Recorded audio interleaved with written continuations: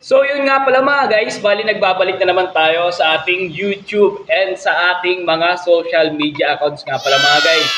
So bali nga pala dito is magbibigay tayo ng updates nga pala kay Sito mga guys. And then syempre, tuturuan natin ang iba nating mga kapwa sitaw seller nga pala dyan mga guys. Kung ano nga ba ang pinakamabilis ngayon na pag-disburse ng fund mga guys. So ayun, tara. Magbigay tayo ng another update dito kay Sito mga guys. Let's go.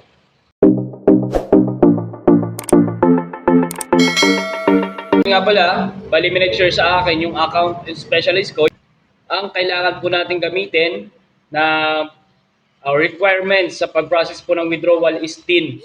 So ayun mga guys, so, ano, bali yung unang ano kasi sa akin, yung unang tanong ko na kung pwede po na kahit wag na po mag-process ng atin ID, mag-process po ng withdrawal kahit wala na po TIN ID. So ayan po, bali nagpayag naman po yung aming account specialist sa tinanong ko po siya, pwede daw pong wag nang gumamit. Hindi na daw po siya required. So ngayon mga guys is yung sa aming bagong account specialist ay nire-require daw po yung TIN ID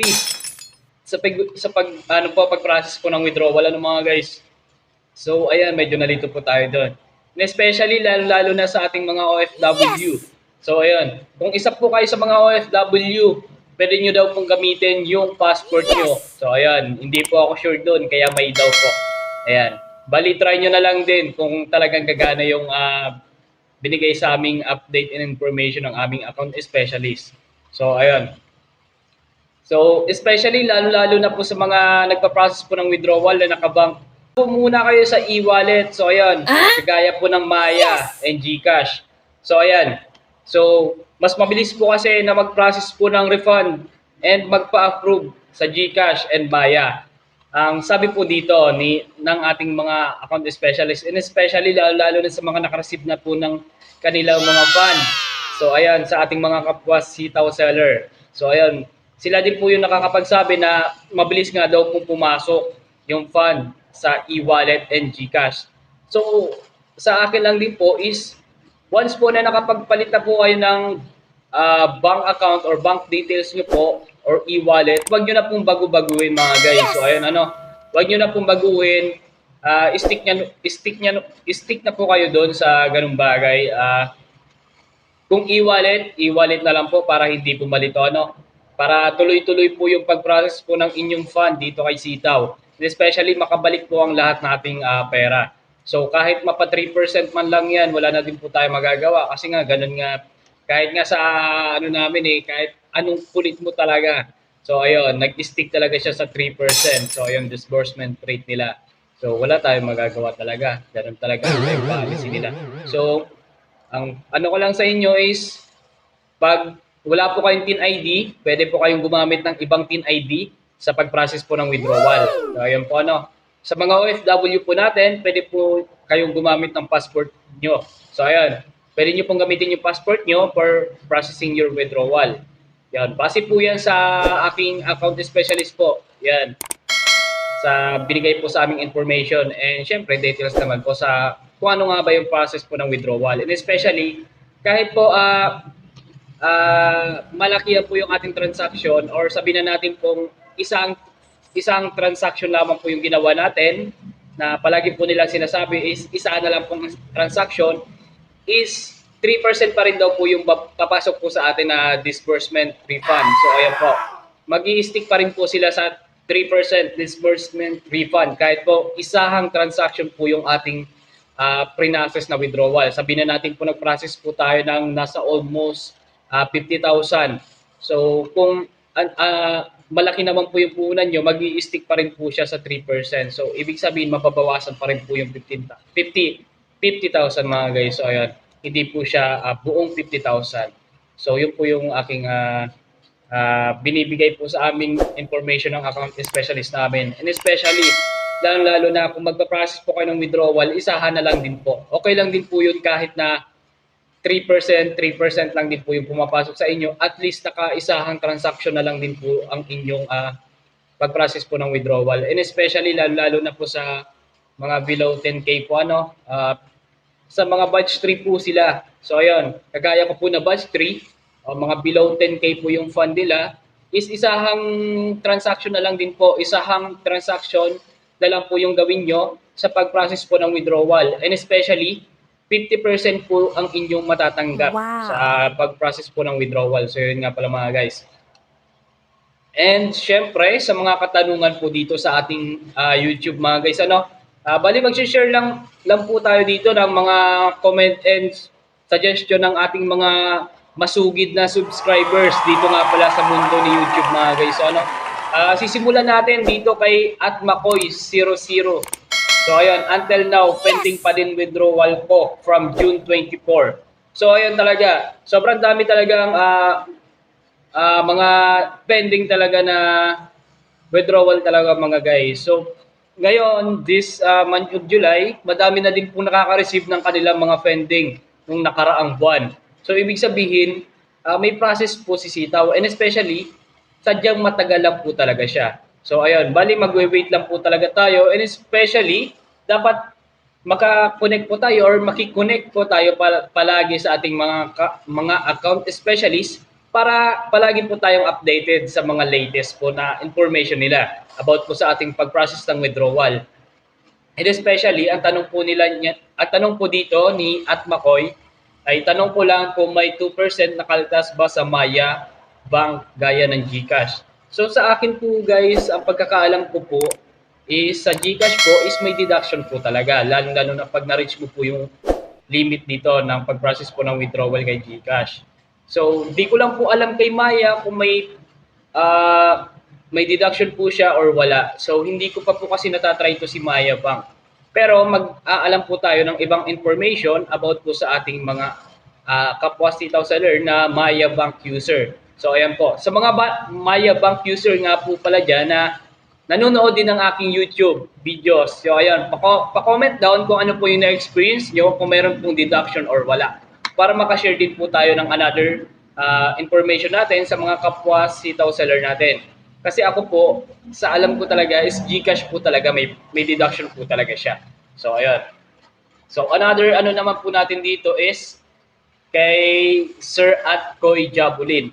So, sabi niya po dito, pending po. Kaya kayo mga vlogger po, please always update. So, yun nga pala mga guys. Maraming salamat nga pala kay Sir @Koy Jabulin. So, ayun.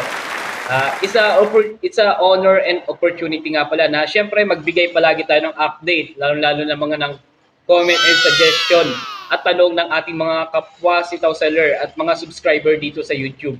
Kasi yung iba kasing mga YouTuber dito mga guys, hindi naman sa sa kanila is ginagawa nila kasing kapirahan tong paggagawa ng mga content, lalo na kung hindi ka naman sitaw seller o hindi ka naman wala ka namang pagkaalam kay sitaw, ginagawan talaga nila ng issue. Ayun, ako po ay isang sitaw seller at nagbibigay lamang po ako ng update. And especially yung update ko po ay nakabatay lamang po sa mga information and details po na binibigay po sa amin ng aking account specialist and especially ng aking mga kapwa sitaw seller na kanilang mga experience. So sa akin po is nakabase lamang po tayo sa mga facts at hindi po tayo naniniwala sa mga hindi po totoong bagay.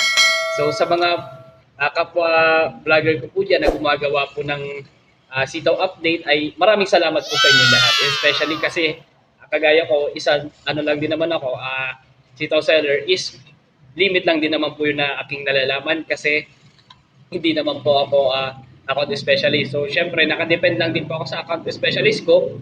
Sa tuwing ako po ay may tanong, nagtatanong din po ako lalo na pag hindi ko po alam. So ayun, maraming salamat po sa mga YouTuber din na gumagawa ng updates kay Sitaw. Yes! And especially, ito naman po ang another comment natin from YouTube at Joshua Tayag 749.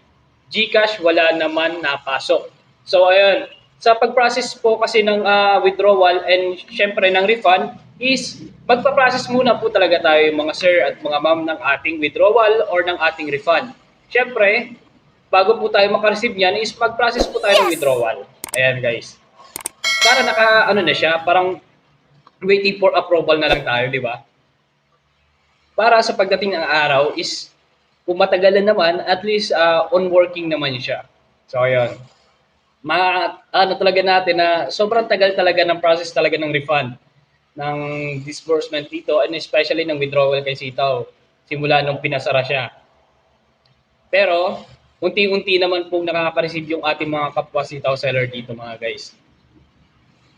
At isa sa din sa ating mga pinoproblema, kagaya ng isa nating subscriber dito sa YouTube, si at AMR Vlog 471, wala na mi AS, paano na pera ko? Actually po, ma'am or sir, pag nawawala po ang AS po natin, may pumapalit po sa kanila na AS na iba. Yes! So, ibig sabihin, may transition po. Bago po umalis po yung AS nyo, may papalit po sa kanya na AS na iba na mag-entertain po sa inyo. Bali, message nyo po yung dati nyo pong account specialist para malaman nyo po kung sino po yung bagong transition or yung pumalit po sa kanya para po may entertain po sa inyo kasi kailangan po yon, mahalaga po yon kasi sila po yung nagko-contact sa finance. Yes! So para ma-process din po ang inyong mga withdrawal. Ayun, mga withdrawal, especially lalo na yung mga pending withdrawal and especially sa refund. Ayun, ang dami ko especially. And syempre, sa another comment natin from YouTube, at Cards Alcantara, sa akin wala pa. So, sabi ko din nga po, at Cards Alcantara is mag-process po tayo ng withdrawal kung sakaling hindi pa po kayo nakakapag-process ng withdrawal. At kung nakapag-process na po kayo ng withdrawal is aantayin po natin na pumasok po sa ating mga e-wallet. So ayan po, yes! E-wallet muna po ang gamitin natin para makareceive po tayo agad kasi mabilis po doon. So ayan, it's either Maya Bank or GCash.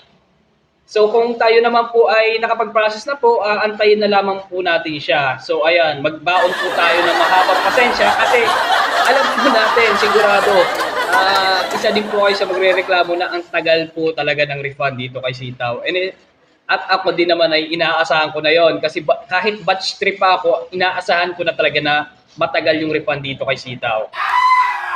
At sabi nga pala ni @boybawang 8756, delaying tactics yan na kung ano-ano na requirements ang hihingiin. So ayun nga pala, yun yung aking tinanong sa aking account specialist kasi nung una nga, hindi na daw kailangan ng TIN ID. Pero dahil sa bago naming account specialist ay kailangan na daw ng TIN ID.